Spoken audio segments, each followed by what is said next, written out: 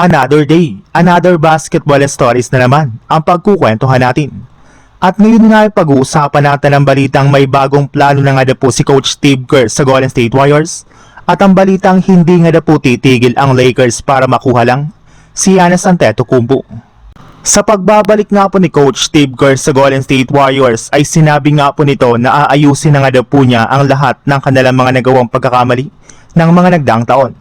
At kabilang na nga po dyan ang paggamit nila ng small ball lineup, imbis na dumepende sila sa paggamit ng mga undersized na player sa kanilang mga laro. At mukhang hindi rin naman nga po ito nagbibiro sa kanyang mga sinabi gayong balak na nga po ng kanilang team na kumuha ng center sa darating na 2026 NBA Draft. Since nga po meron sila ditong hawak na 11th overall pick ay mas magiging madali nga po para sa kanila na makakuha ng magagaling na sentro na mapapakinabangan ng team. Sa katunayan, prioridad na nga po nila ditong kunin ang sentro ng Michigan na si Adeymara na isang 7'3" big man.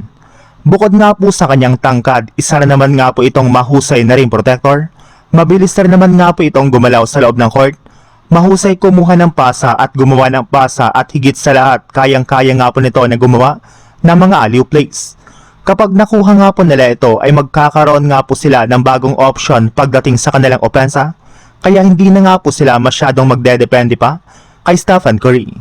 Sa ibang balita naman, pinag-uusapan na nga po ngayon sa social media ang balita na posibleng pagkuha na ng Lakers kay Giannis Antetokounmpo na binabalakan na nga na po talagang i-trade ng Milwaukee Bucks ngayong offseason.